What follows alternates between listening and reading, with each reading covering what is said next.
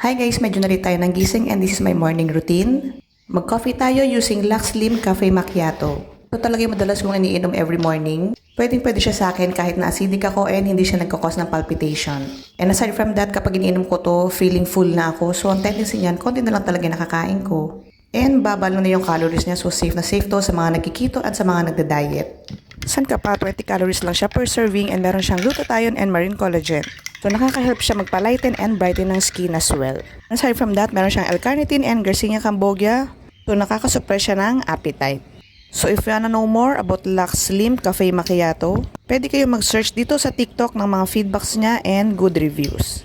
So yun lang guys, I'll finish my coffee and don't forget to follow and share my account para updated din kayo sa mga records ko dito sa TikTok and sa other platform ko. So pag bumili kayo ng half kilo, meron na rin yung kasamang scooper as well. Ayan, malapit ng payday sale, ilalagay ko na lang dyan yung link or yung yellow basket para add to cart na kayo. Thank you for watching. Bye!